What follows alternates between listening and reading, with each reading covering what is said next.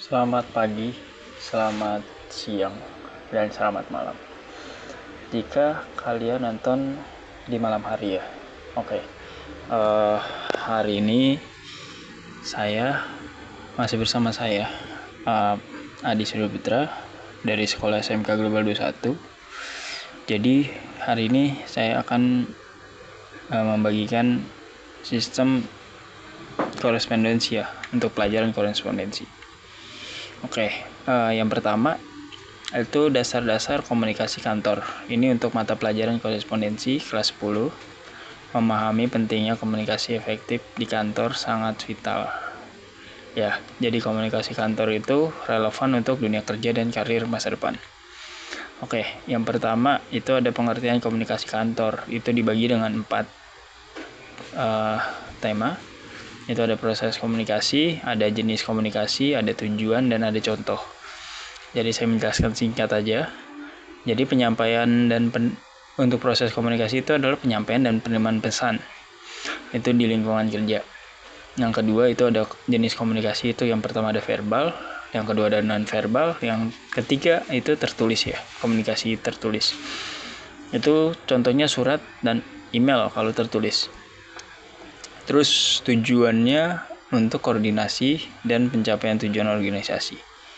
Yang contohnya itu ada surat email, rapat, memo, dan presentasi. Oke, kita lanjut ke unsur-unsur komunikasi. Unsur-unsur komunikasi itu dibagi menjadi 6 bagian. Itu yang pertama ada pengirim, saluran, umpan balik, pesan, penerima, konteks. Jadi pengirim itu individu yang menyampaikan pesan. Itu pesan apa yang teman-teman di sini sampaikan. Terus yang kedua itu ada saluran. Saluran itu ada media komunikasi seperti surat dan email. Sebenarnya sekarang itu udah banyak ya. Untuk media komunikasi itu banyak banget. Cuma ini salah satu contohnya aja. Terus yang ketiga ada umpan balik. Respon dari penerima terhadap pesan.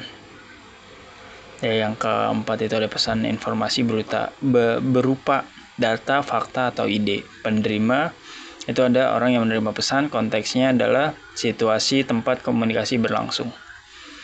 Oke, jenis-jenis komunikasi. Jenis-jenis komunikasi itu verbal. Yang pertama itu komunikasi lisan atau tulisan formal. Yang kedua ada non-verbal, itu bahasa tubuh, ekspresi, atau nada suara.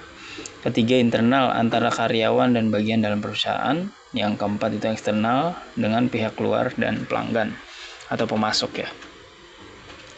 Bentuk-bentuk komunikasi tertulis itu ada 4 bagian. Yang pertama surat bisnis, yang kedua memo, ketiga email, keempat laporan dan proposal. Nah, kalau surat bisnis itu formal, mengikuti standar rata-rata pembisnis. Yang kedua itu memo, itu singkat, informatif untuk komunikasi internal. Yang ketiga email, cepat dan efisien untuk berbagai keperluan. Jika dulu itu surat kabar itu secara offline dikirim, itu kemungkinan koran ya. Mungkin sekarang udah digitalisasi ya. Terus yang keempat ada laporan dan proposal, itu rinci, terstruktur, dan persuasif. Oke, itu lanjut ke etika komunikasi kantor. Sopan santun, profesional, kejelasan, tanggung jawab, dan kerahasiaan. Oke, untuk sopan santun, menghormati lawan bicara. Kalau profesional, sikap profesional dalam bekerja. Kejelasan, pesan yang disampaikan sangat jelas dan mudah dimengerti. Dan terakhir itu menjaga informasi dan bertanggung jawab atas isi yang sudah teman-teman tulis ya. Nah, hambatan dalam komunikasi, hambatan bahasa. Terkadang kita itu perbedaan bahasa dan istilah teknis itu sangat menghambat ya untuk berkomunikasi ya. Terus prasangka buruk, hambatan psikologi, emosi, persepsi dengan berbeda. Terus yang terakhir itu hambatan fisik, budaya, gangguan suara, jarak, dan nilai berbeda ya. Nah, solusinya adalah gunakan bahasa sederhana, dengarkan aktif, dan pahami perbedaan. Oke, teknologi dalam komunikasi kantor itu ada 5. Itu ada email, telepon, video conference,